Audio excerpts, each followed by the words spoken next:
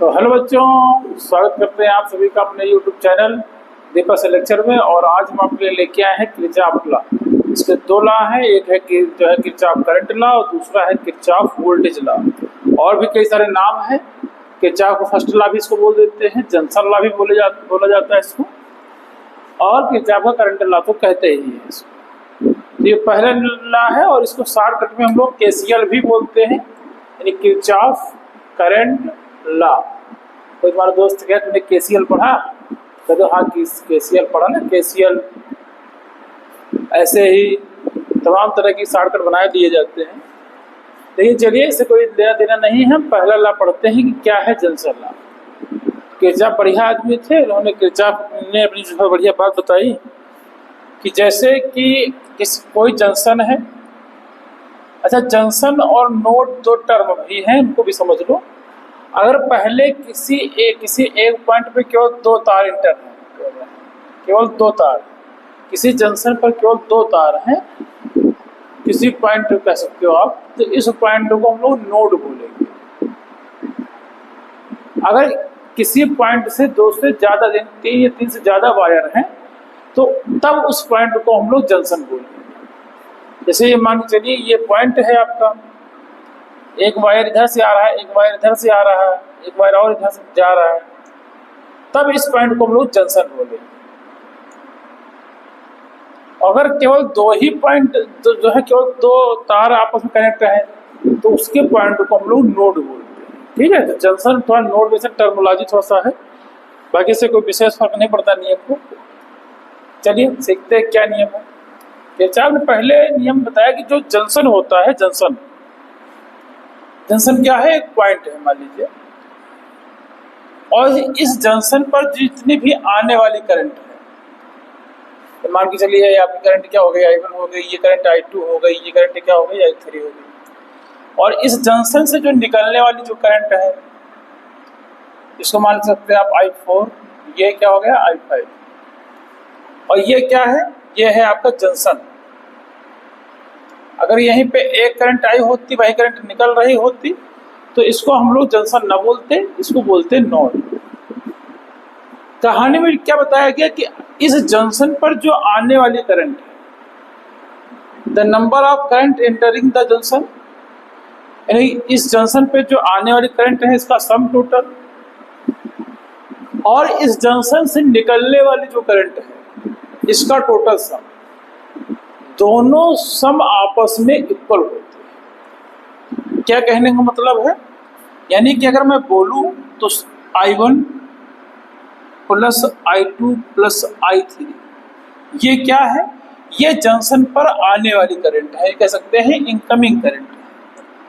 और वहीं पर अगर मैं इनको बोलूं I4 और I5 को, तो ये इस जंक्शन से क्या है, निकलने वाली करंट है। तो किसी जंक्शन पर आने वाली करंट और जंक्शन से निकलने वाली जो करंट है, इन दोनों का सम जो है हमेशा बराबर होता है। ठीक है, तो यही एक पहला नियम है, इसको आप आराम से समझ भी सकते हैं। इसी को अगर आपको बोलना चाहे तो आप ऐसे भी बोल सकते हो कि सिग्मा क्या होता है, सिग्मा सम को रिप्रेजेंट करता है। तो सिग्मा आई इनकमिंग, यानी कि जो आने वाली जो करंट है जंक्शन पर, और जो जंक्शन से निकलने वाली करंट है sigma I outgoing,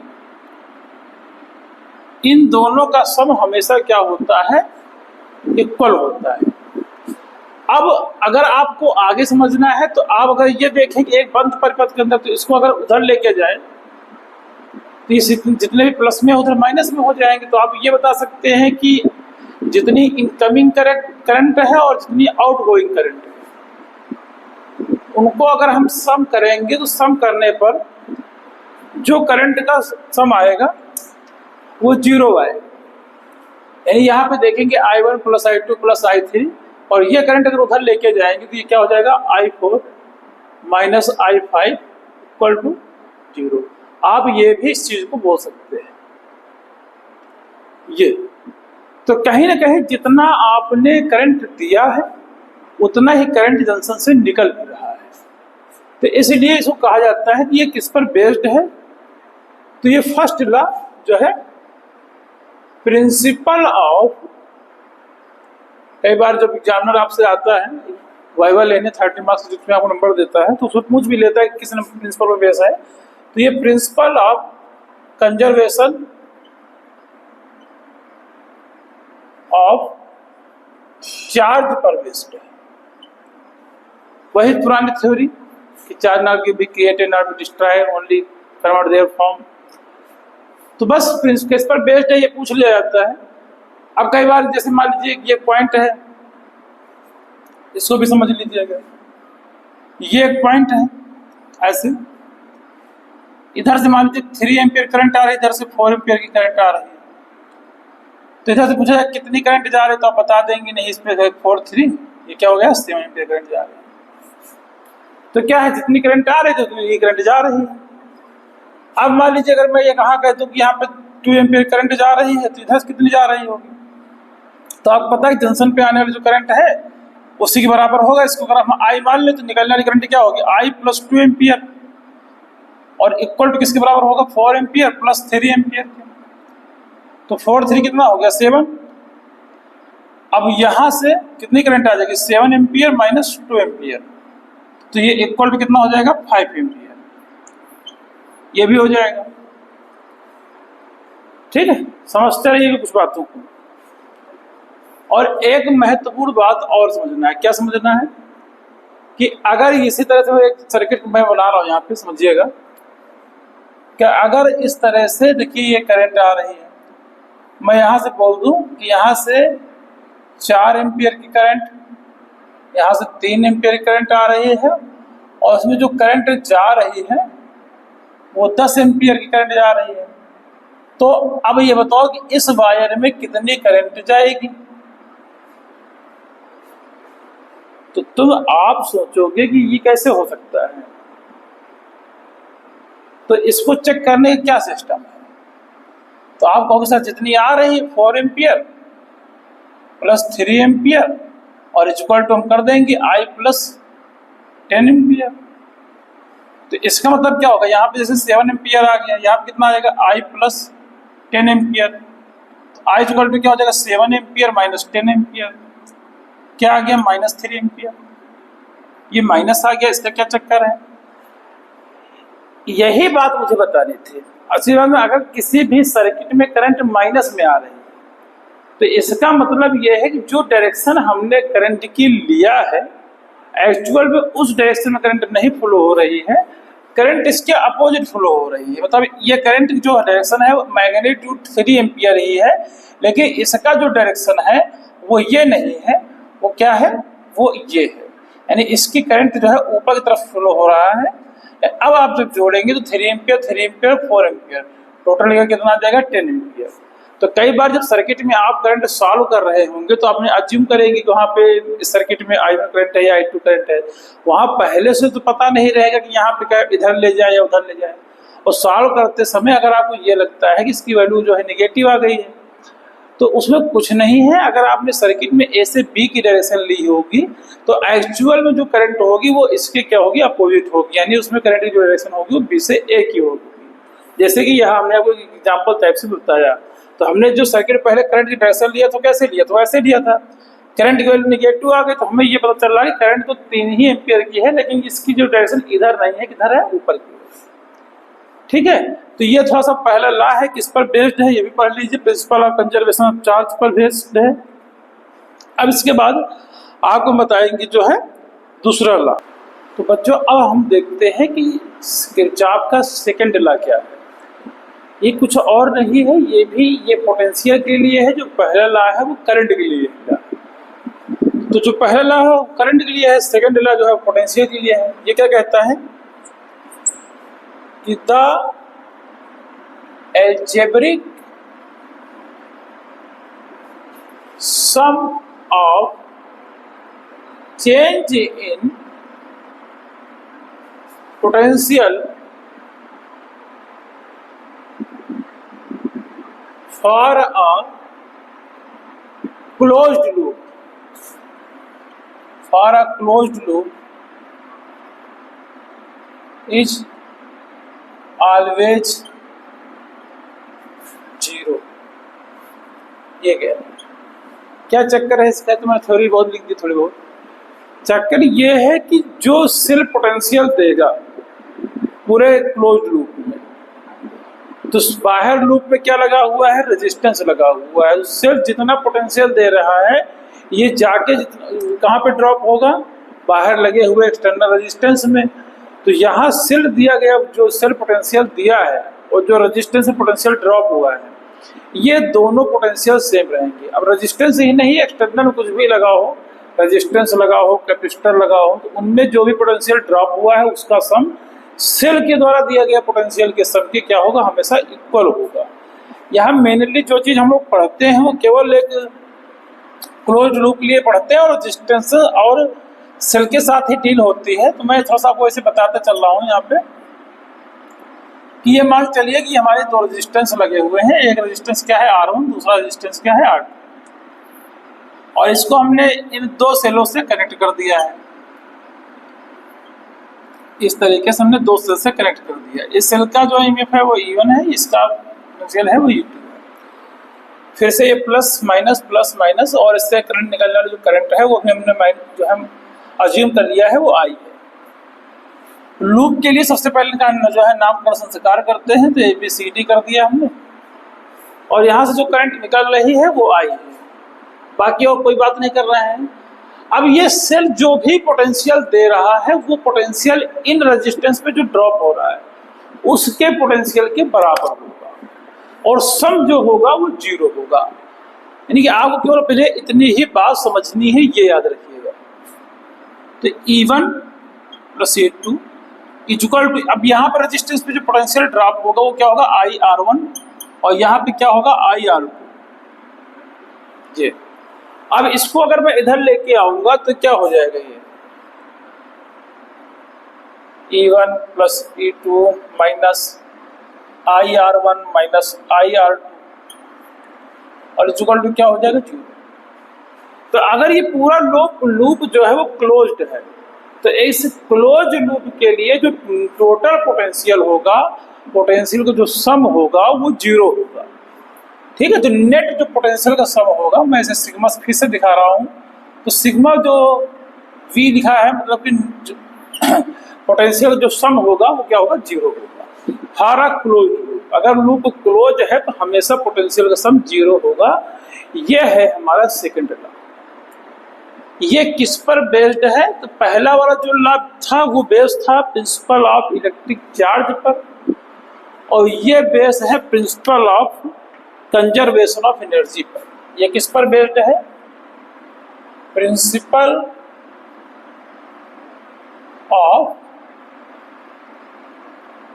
conservation of energy पर।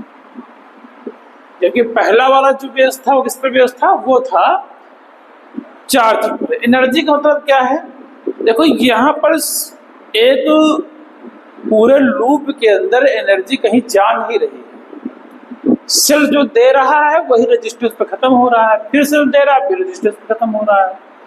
तो कुल मिला के जितना इसने मान लीजिए 10 वोल्ट टोटल जनरेट किया, तो 10 वोल्ट ही जाके यहाँ पे ड्रॉप हो गया। तो दोनों यहाँ पे जो पोटेंशियल दिया है, यहाँ पे जो ड्रॉप हुआ, दोनों पोटेंशियल सेम होंगे। और अगर डिफरेंस निकालेंगे तो 0 होगा। तो वही कहा जा रहा है कि सम क्या होगा, 0। हमारा क्लोज लूप। अब इसके लिए हमें कुछ पढ़ने हैं साइन कन्वेंशन, जिससे हम किरचॉफ लॉ को लगाकर सवालों को अच्छे से सॉल्व कर पाएंगे। तो साइन कन्वेंशन को थोड़ा सा समझ लेंगे कि साइन कन्वेंशन कैसे हमें लगाना है। ठीक है, क्या साइन कन्वेंशन है, चलिए देखिएगा। साइन कन्वेंशन की जानकारी थोड़ा सा आपको मैं देता हूं यहाँ पे। साइन कन्वेंशन कैसे लगाएंगे, साइन कन्वेंशन देखिए, सवालों को जो है साइन कन्वेंशन हर जगह पर लगा हुआ है। आप जब छोटी क्लास में पढ़ते थे तो वहां पर भी आपको जो है UVF के मान निकालने में साइन कन्वेंशन सिखाया जाता था, यहाँ पर भी है। लेकिन यहाँ पर साइन कन्वेंशन थोड़ा सा पोटेंशियल को हाई और लो लेके बनाया गया। अब यहाँ पर कई बार देखेंगे भी, मैं बता रहा हूँ आपको, जैसे ये सेल है, तो ये सेल हो जाने की वजह से, ये सेल है जैसे, तो बड़ी डंडी प्लस छोटी डंडी माइनस। यहाँ से बढ़िया करंट निकल रही है झमाझम, कोई दिक्कत ही नहीं। ये एक दूसरा सेल है, बड़ी डंडी प्लस छोटी डंडी माइनस। ऐसे ही देखिए आपका जो काम चल रहा है बोर्ड एग्जाम में वो बस इतना ही काम चल जाएगा। और इसमें मान लीजिए करंट ऐसे जा रही है और एक दूसरा रेजिस्टेंस, बस इतने ही चिन्ह जो साइन कन्वेंशन है, जो चिन्ह है यहाँ पे, बस इतने जितने मैं 4 बता रहा हूँ इतने से ये पर्याप्त है आपका।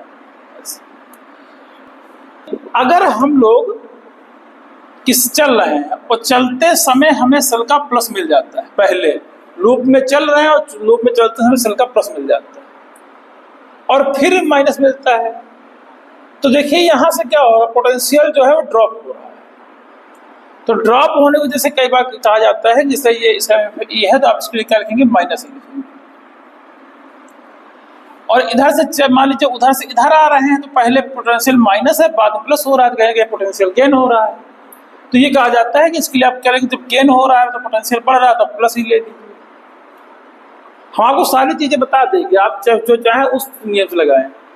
दूसरी चीज, अगर आप डायरेक्शन में जा रहे हैं तो देखिए यहाँ पे फिर से, अगर आप करंट की डायरेक्शन में ही जा रहे हैं, ये आपका जाने का पाथ रहेगा। तो करंट की डायरेक्शन में क्या है, करंट फ्लो करती है हाई से लो वोल्टेज, तो इसलिए आपका जो रेजिस्टेंस लिखा जाएगा तो उसमें क्या बोल देंगे कि इसमें आप लिख सकते हैं माइनस I × R, करंट की डायरेक्शन में माइनस। अगर आप करंट के अपोजिट आ रहे हैं तो उसमें क्या है, ये हाई से लो जा रहा है, आप लो से हाई आ रहे हैं, अपने पोटेंशियल बढ़ रहा है, तो ऐसे केस में आप प्लस IR लिख देंगे।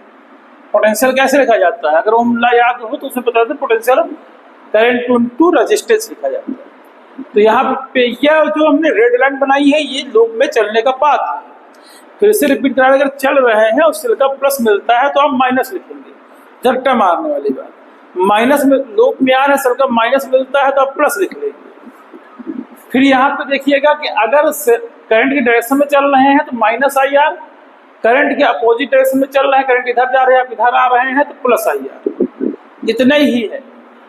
और इसको देखिए साइन कन्वेंशन आप कहीं से भी पढ़े, बस एक जगह से पढ़े और उसी के सारे नियम फॉलो करें, यानी कि आधा हमारा लगाए आधा किसी और को लगाए, ऐसा नहीं करना। आप इस तरह से भी लगा सकते हैं और दूसरा कन्वेंशन भी फॉलो कर सकते हैं। अगर साइन इसका प्लस मिला है तो आप प्लस लिखिए, माइनस मिला तो माइनस लिखिए।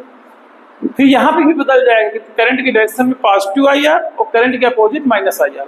सवाल आपका अच्छे से बनेगा, सवाल कहीं के गलत नहीं होगा। थोड़ा सा पोटेंशियल का, क्योंकि पोटेंशियल के फॉर्म में ही हम लोग सारी चीजें लिखते हैं, इसलिए पोटेंशियल को ही फॉलो करके हम लोग ये साइन कन्वेंशन लिख रहे हैं। अदरवाइज अगर आप यहाँ बदलेंगे तो ये भी ऑटोमेटिक बदल जाएंगे, ओवरऑल सब कुछ आंसर वगैरह सब कुछ सेम रहेगा, कोई भी गलत भी नहीं करेगा। अब इसके बाद हमने आपको सेकंड वाला पढ़ा दिया है, अब इसके बाद इसके कुछ क्वेश्चन ले रहे हैं, फिर उसमें हम बाकी बात आपको बता देते हैं, ठीक है। तो बच्चों अब हम क्वेश्चन लेते हैं, पहले हल्का सवाल, थोड़ा थोड़ा भारी सवाल करते जाएंगे, कॉन्सेप्ट सिखा देंगे, फिर जितना भी आपको प्रैक्टिस करनी हो, आपके पास बुक है अपने अपने स्कूल में जो चल रही है उन्हीं से आप प्रैक्टिस करते रहिए। क्वेश्चन बैंक आ जाएंगे, उसमें जो क्वेश्चन प्रीवियस ईयर पूछे गए उनको लगाइए, कॉन्सेप्ट आपका इतना ही होने वाला है, ठीक है। चलिए कॉन्सेप्ट सिखाते हैं कि सवाल कैसे लगाना है आपको। तो ध्यान से देखिएगा कि सवाल क्या आंसर आपका आ सकता है इसमें। अगर आप करंट देखेंगे तो कितने करंट इससे निकलने वाली है, क्वेश्चन में आपसे पूछ भी रहा है कि आपको क्या फाइंड करना है, I यानी कि करंट फाइंड करना है। तो किरचॉफ का रूल कैसे लगाते हैं, थोड़ा सा पहले आप थोड़ा सा और समराइज पॉइंट बना दे रहा हूँ कि how to apply Kirchhoff law, how to apply Kirchhoff law. Kirchhoff law कैसे इस्तेमाल कर सकते हैं, तो पहला यही है कि पहले आपको लूप चूज करना है। लूप क्या करना है, आपको चूज करना है। सबसे पहले आप लूप चूज करेंगे और लूप में अगर नेम नहीं दिया गया है तो आप जो है नेम भी आप मेंशन कर देंगे। जैसे इस क्वेश्चन में नेम नहीं मेंशन है तो आप नेम मेंशन कर देंगे, यहाँ पे लिख जरूर देंगे। और लूप आप कैसे भी चूज कर सकते हैं, लूप चूज करने के पास आपके पास अपनी व्यवस्था है, जैसे चाहे वैसे। चाहे तो आप लूप क्लॉकवाइज ले लें, चाहे तो लूप आप एंटी क्लॉकवाइज ले लें, दोनों तरीके में आप कैसे भी लूप लें आंसर आपका सेम ही रहेगा, ठीक है।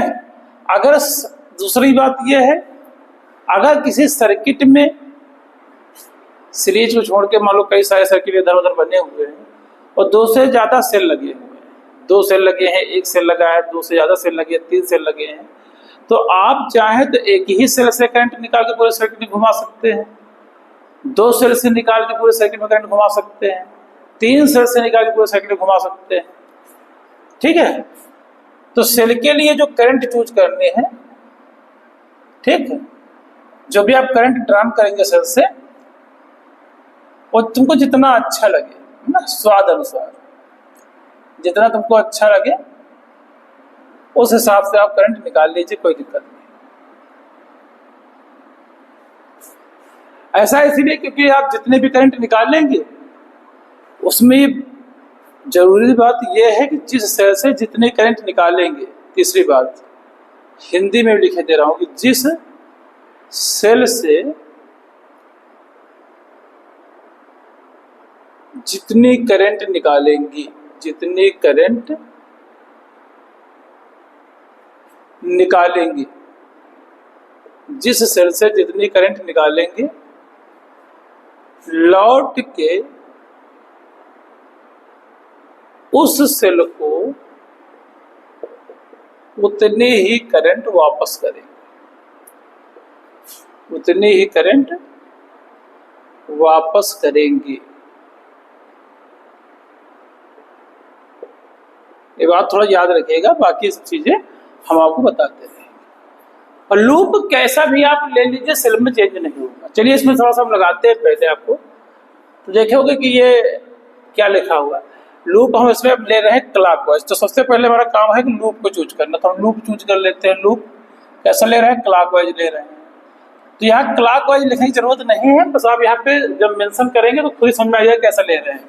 तो A B C D A, तो समझ में आ जाएगा कि आप कैसा लूप ले रहे हैं। और फिर से वही बात याद रखिएगा कि अगर आप चलते समय, सीधे सीधे आप बता दे रहा हूं मैं, चलते समय सेल का प्लस मिलता है तो आप माइनस लिख लीजिएगा। आप आ रहे हैं और सेल का माइनस मिल जाता है आपको, तो आप प्लस ही लिख लीजिएगा। रेजिस्टेंस में है, करंट की डायरेक्शन में है, तो माइनस आई आर लिखेंगे। अगर रेजिस्टेंस के साथ आ रहे हैं, आप करंट के अपोजिट डायरेक्शन में है, करंट इधर है, आप उधर से आ रहे हैं, तो प्लस आई आर। बस इतनी ही बात आपको याद रखनी है। तो यहां से आप देखेंगे कि जब आप इधर से ए बी चल रहे हैं, कुछ है ही नहीं, बी से सी की तरफ चल रहे हैं, तो सेल का आपको प्लस मिला है। पहले सेल का जब पहले प्लस मिला है तो आप -10 लिखेंगे। अब जब आगे आएंगे तो देखिए करंट इधर आ रही है, करंट इधर आ रही है और आप इधर जा रहे हैं, तो करंट के अपोजिट डायरेक्शन में है, इसलिए आप प्लस लिखेंगे। I इंटू आर, यानी कि करंट आई है आपकी प्लस, और रेजिस्टेंस है आपका 2 ओम, तो +2 हो गया। तो इसको आप लिख सकते हैं 2i प्लस। यहाँ आ रहे हैं, देखिए सेल का प्लस मिल रहा है, और आप जो है प्लस मिलेगा तो आप माइनस लिखेंगे उसके, तो यहाँ हो जाएगा -5। इधर आ रहे हैं, करंट आपके इधर से इधर जा रही है, आप इधर आ रहे हैं, अपोजिट है, तो अपोजिट के लिए आप प्लस लिखेंगे, =0। ठीक है, आप देखते रहिएगा, अपोजिट प्लस। यहाँ कितना हो जाएगा आपका 8i। अब यहाँ से 10 टू कितना हो जाएगा, 10i हो जाएगा। यहाँ से -10 -15 ऐसे =0। अब यहाँ पे -15 उधर जाएगा तो प्लस का हो जाएगा, तो 10i = 15, देन i = 15/10, और सिंपल से सॉल्व करेंगे तो 1.5 एम्पीयर आ जाएगा आपका। यानी इस सर्किट से जो निकलने वाली करंट है वो कितनी है, 1.5 एम्पीयर है। अब अगर आप लूप, ये देखिए हमने कैसा लूप लिया था, ये हमने जो लूप लिया था वो क्लॉकवाइज लिया था। अगर हम लूप एंटी क्लॉकवाइज ले लें तो क्या हमारा आंसर बदल जाएगा? तो लूप ऐसा नहीं है, आप लूप अगर एंटी क्लॉकवाइज भी ले लें तो भी आपका आंसर नहीं बदलेगा। चेक कर सकते हैं आप, अगर आप लूप एंटी क्लॉकवाइज ले लें, मतलब कि इधर से उधर को ले लेते हैं, तो क्या आ जाएगा, लूप चूज करिएगा ADCPA, इस तरीके से लूप लीजिएगा। तो करंट की जब डायरेक्शन में आप आ रहे हैं तो आपको निगेटिव लिखना है, -8 हो गया। सेल का माइनस मिल गया तो आप प्लस लिख लीजिएगा। फिर इधर बढ़ रहे हैं तो क्या होगा, फिर करंट के डायरेक्शन में जा रहा है तो आप फिर से निगेटिव लिखेंगे, तो ये माइनस का आई, -2i, और फिर सेल का माइनस मिल रहा है तो आप प्लस लिख लीजिएगा और इक्वल टू 0। फिर आप देखेंगे -8i -2i तो हो जाएगा -10i, और यहाँ 5 10 मिल गया, हो गया 15 इक्वल टू 0। तो अब यहाँ से -10i हो गया इक्वल टू -15 हो गया, और i इक्वल टू हो गया -15 अपान जो है -10, जस्ट कैंसिल, और फिर से आपका आ जाएगा 1.5 एम्पियर। तो कहीं ना कहीं मैं आपको ये दिखा रहा हूँ कि एक सर्किट में लूप कैसे भी ले, करंट आपकी जो है एक ही रहेगी, करंट की वैल्यू में कोई चेंज नहीं होगा, तो कोई किसी भी वैल्यू में कोई चेंज नहीं होगा। अब हम लेते हैं अगला क्वेश्चन बच्चों। तो बच्चों अब हम ये अगला क्वेश्चन देखते हैं। इसमें हमने करंट को जो है ड्रा नहीं किया है, कुछ बातें बताने के लिए। करंट अगर आपको निकालना हो, जैसे अभी हमने सिखाया था, तो अब आप देखिएगा कि यहाँ से 2 सेल से करंट निकल रही है। तो अगर मैं एक सेल से यहाँ से करंट निकालता हूँ, क्या समझिएगा, कहने का मतलब ये है कि जितना ज्यादा वेरिएशन करेंगे उतना ज्यादा आपको इक्वेशन को सॉल्व करने में प्रॉब्लम है। जितना कम वेरिएशन उतनी आसानी से क्वेश्चन आपका सॉल्व हो जाएगा। आप बाकी इस सेल से मान लीजिए करंट अगर आपने I1 निकाली और इस सेल से आपने करंट I2 निकाल ली, तो इधर से क्या चली आ रही है I1, इधर से क्या चली जा रही है I2, और दोनों मर्ज होकर आगे चली जाएंगी तो क्या हो जाएंगी I1 प्लस I2, और इस सर्किट में ये करंट चली जाएगी। यहाँ इस पॉइंट पे आने के बाद इस सेल में I2 करंट वापस, और इस वाले सेल सर्किट में I1 फिर से चली जाएगी। तो कुल मिला के अगर आपने दोनों सेल से करंट निकाल लिया तो दोनों सेल की कहानी में आ जाएगा। बस ये याद रखिएगा कि जिस सेल से जितने करंट निकालने हैं, लौट के उस सेल को उतनी ही करंट वापस करनी है। अब यहाँ पे आप देख रहे हैं 2 तरीके के सेक्शन दिख रहे हैं, एक ये और एक ये, और ऐसे केस में हम फिर से दोनों में लगाएंगे लूप लॉक। और लूप देखिए, अब ऐसे में हम क्या बता सकते हैं कि इनमें दोनों में लूप हम क्या कर सकते हैं, दोनों में लूप क्लॉकवाइज लगा सकते हैं, दोनों में लूप हम एंटी क्लॉकवाइज भी लगा सकते हैं। इसे ये क्लॉकवाइज कर लें, ये एंटी क्लॉकवाइज कर लें, ये एंटी क्लॉकवाइज कर लें, ये क्लॉकवाइज कर लें। यानी कुल मिला के लूप कैसे भी ले, आपके आंसर में कोई भी चेंज नहीं आएगा, ठीक है। और केवल साइन कन्वेंशन की जो बातें हैं, यानी कि आधी हमारी फॉलो करें, आधी कहीं और से फॉलो करें, एक जगह से फॉलो करें, चाहे जहां से फॉलो करें, आपका आंसर गलत नहीं होगा। तो चलिए सबसे पहले इस वाले लूप में देखते हैं। तो क्या लिखेंगे, लूप, क्या लूप है हमारा, लेते हैं लूप ए, या इधर से उधर चलते हैं, कैसे भी चल लीजिए, ए एफ सी बी और ए, इस लूप में हमको चलना है। तो ऐसे जब आते हैं कुछ है ही नहीं, इधर आते हैं in the direction of current जा रहे हैं, तो अपोजिट लिखना है, ध्यान रखिएगा। तो ये हो जाएगा 6i2, और इधर आ रहे हैं सेल का माइनस मिल रहा है तो आप प्लस लिख लीजिएगा, +27। आगे बढ़ रहे हैं, यहाँ कुछ नहीं, यहाँ कुछ नहीं, इधर कुछ नहीं, ये सेल का क्या मिल गया आपको, प्लस मिल गया। प्लस मिल जाए तो इधर से आप माइनस लिख देंगे। आगे आएंगे, यहाँ पे करंट अपोजिट डायरेक्शन में मिल रहा है तो आप प्लस लिख दीजिएगा, +2i1 हो गया। बस इतनी ही बात आपको याद रखना है, अपोजिट डायरेक्शन में करंट मिले प्लस लिख लीजिए, सेल का प्लस मिले तो माइनस लिख लीजिए, बस। अब यहाँ कितना हो जाएगा, इसको देखेंगे 2i1 हो गया, यहाँ से इसको आगे पीछे करके लिख रहा हूँ 6i2 हो गया, 27 24 माइनस होगा तो कितना आ जाएगा, ये आ जाएगा आपका 3, प्लस का 3 इक्वल टू 0। और क्या हो सकता है, यहाँ पे देखेंगे तो 2i1 माइनस 6i2 और इक्वल टू -3, इक्वेशन क्या हो गई फर्स्ट। अब हम अगर दूसरे लूप को लेके जाएं, दूसरा लूप हमारा ये है, इसको भी आप ले लीजिए, लूप कहीं से भी ले लीजिएगा, loop C F E D C सी, CFEDC। तो C से F की तरफ चल रहा है तो सेल का प्लस मिल रहा है, तो प्लस का क्या हो जाएगा, प्लस का 27 हो जाएगा यहाँ से। और आगे बढ़ेंगे तो करंट इधर आ रही है, आप इधर जा रहे हैं, तो अपोजिट डायरेक्शन के लिए प्लस लिखना है, और यहाँ सेल का प्लस मिला है तो आप इसके लिए क्या लिखेंगे, माइनस लिखेंगे। अब 6I2 इधर, I2 करंट इधर आ रही है, आप जा इधर रहे हैं, तो ऐसी स्थिति में जब आप अपोजिट जा रहे हैं, आप इधर आ रहे हैं, करंट इधर जा रहे हैं, तो आपको प्लस लिखना है। तो क्या हो जाएगा, 6I2 प्लस का OP इधर आएंगे और अब इसको इधर लेके जा रहे हैं। करंट आपकी इधर जा रही है, आप इधर आ रहे हैं अपोजिट डायरेक्शन में, तो जब भी आप अपोजिट डायरेक्शन में आ रहे हैं फिर से आप प्लस लिखेंगे 4। और करंट क्या आ रही है आपकी इस सर्किट में, I1 प्लस I2 आ रही है। देखिएगा I1 प्लस I2 करंट आ रही है, तो यहाँ से क्या हो जाएगा, I1 प्लस I2। और यहाँ से देखेंगे कि ये ऊपर जा रहे हैं फिर इधर, तो कंप्लीट हो गया यहाँ से C पे पहुंच के, इक्वल टू क्या हो जाएगा, 0। अब यहाँ से देखेंगे कि -27 उधर जाएगा, प्लस का हो जाएगा, ये हो जाएगा 6I2। 4 से अंदर मल्टीप्लाई करेंगे तो 4I1 प्लस 4I2 और इक्वल टू ये इधर आएगा तो हो जाएगा 27। 6I2 4I2 मिलके हो जाएगा आपका 10I2। यहाँ से 4I1 और इक्वल टू 27। इक्वेशन क्या हो गई हमारी, सेकेंड हो गई। अब देखिए इस इक्वेशन और इक्वेशन को हमें हल करना है। हमारे पास 2 मेथड थे, 2-3 मेथड थे, क्लास 10 में आपने पढ़ा होगा। Elimination method, substitution method, cross multiplication method, graphical method, तमाम सारे मेथड। उनमें से एक दो मेथड जो आपको अच्छे लगते हैं उनसे आप सॉल्व कर लीजिए। सब्स्टिट्यूशन लगा लीजिए, एलिमिनेशन लगा लीजिए। वैसे मैं एलिमिनेशन मेथड लगाऊंगा यहाँ पे। आप देखेंगे कि यहाँ पे 4I1 है, यहाँ पे 2I1 है। तो अगर मुझे इसको बराबर करना है तो इक्वेशन फर्स्ट में हमें किससे मल्टीप्लाई करना पड़ेगा, 2 से, और फिर हम इसको इसमें सब्ट्रैक्ट कर देंगे। तो हम क्या कर देते हैं, equation first multiply by 2 then subtract equation second, ये करने वाले हैं।